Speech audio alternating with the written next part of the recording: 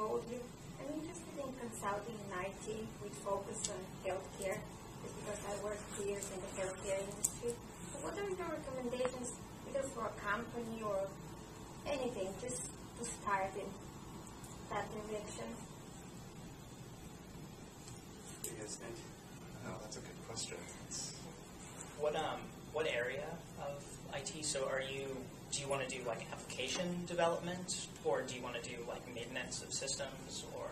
Oh, I definitely don't want to do application development. I'm more interested in more like position as a business analyst, system analyst, that kind of positions. But as it relates to healthcare specifically? I would prefer the healthcare, just because of my past experience in this area. I would think that you could work with any of the major insurance companies who are dealing with healthcare IT every day, right? There are also, as a result of healthcare reform, there's a lot of need for electronic medical records, things of that nature that would require some pretty hefty IT lifting. And there are some small-ish companies. Athena Health comes to mind out in Watertown, where that might actually be a pretty good fit. But certainly any of the insurance companies would also work well. Not necessarily consulting, but Athena Health is more on the consulting side of things. You're definitely lucky to be in Boston, because it's the best city probably in the United States for the healthcare field. So really you can parlay that into so many different industries, whether it's consulting or actual healthcare, healthcare providers, software companies that provide to the healthcare industries like mine. So definitely have a lot of doors that can be open for you. Do you have any particular names of companies? Well, he had one, Athena. Certainly any of the pharmaceuticals and biotechs that are in the Boston area, you can research. Go look at the healthcare systems too. My boyfriend works at Partners Healthcare. They do he works on system implementations there, so like they might have their own in-house people. Yes, I interviewed with partners yesterday. You can also come to group services that help figuring out how to tackle finding the target companies that you're most interested in. That's helpful. You can do that. I was wondering when you were with Howard and Watson when they merged, if you had seen any like cultural changes when they merged, and if that had any impact on either the client teams or the client's reaction to that? The client interaction, the client reaction was, I like the team I've had, I want to keep it, don't change it. So we, for the most part, honored that, but there were situations where both legacy companies were working with the same organizations. It was an opportunity to integrate the teams and bring them together. From a broader cultural perspective, I think the reason the merger worked so well is because culturally both companies were very similar. A little bit different in terms of just general processes, in terms of HR systems and how do I enter time into my timesheet and how do I bill my clients, which is still ongoing now, like a year plus later. But that's more of a systems thing than it is a cultural thing. But from a cultural perspective, I think we've done really well. How about for you, Sean? Because you've also experienced an acquisition, Right. Being acquired. Right. So coming from Pace Forward, a company of 900 people, like I said, I wouldn't call it a startup feel, but it certainly feels that way now. When you look at and it has a negative connotation, but the idea of much more bureaucracy at a company like Oracle, where just the paperwork, the processes, everything takes a little bit longer to get done. But you have to understand that from a large company like Oracle, from their perspective, they have much more at stake. Their liability is much greater. So just to get contracts accomplished is a much longer process.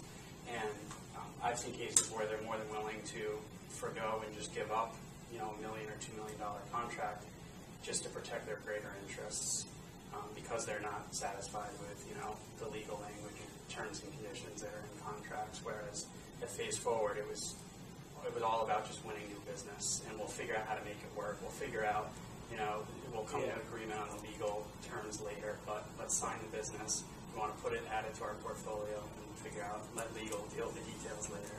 Has that longer lead time impacted the client relationship at all? Absolutely, yeah. So unfortunately, they don't have too much of a choice in that the barriers to entry with what we do. There's only we only have one or two major competitors, so they don't have much of a choice to leave, unfortunately. But so it's difficult, and that's where I'm trying to have some influence on the organization, is to try to come up with ways to more efficiently do the work that we do.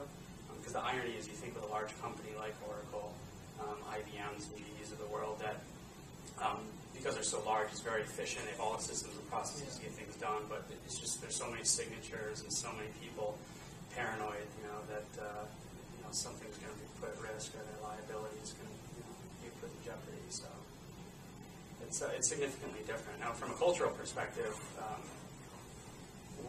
I'm still in the same building with all the Face Forward folks that I was with previously. So, a few Oracle folks have come into our building, but it's not like we've integrated, moved up to Burlington where they have a significant campus.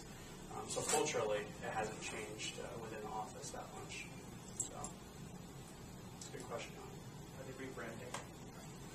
Yeah, so everything's been rebranded under Oracle Health Services unit. So that's been interesting. Yeah.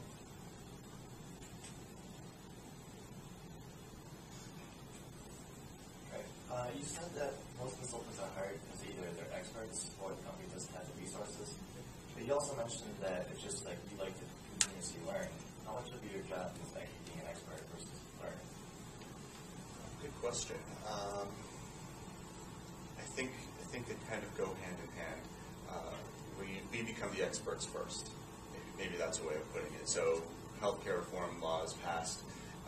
We need to learn and get smart about it so that we can talk to our clients intelligently about it. So it's all about the evolution of the market and what's coming out into the business at any given time, and saying, okay, I need to learn this so that I'm smarter than my client on it, so I can educate them on it. Is that anything for you? So for us, when you're working on litigation, the expert is the academic affiliate or the managing principal who's serving as kind of the lead on the case.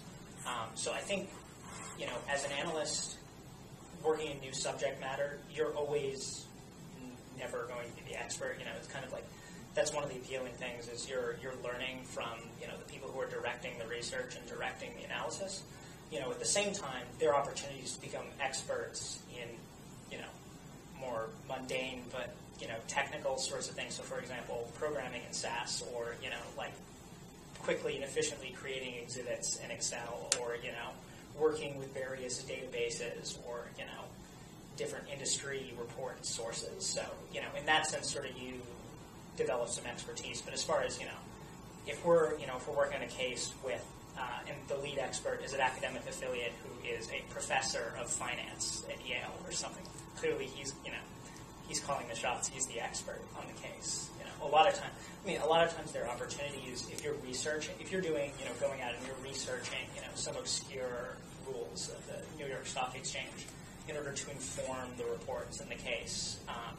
You're contributing to that kind of the base of knowledge. But I like to think that every time you walk away from a case in a new area, you've gone a step closer to, at least having some industry knowledge, if not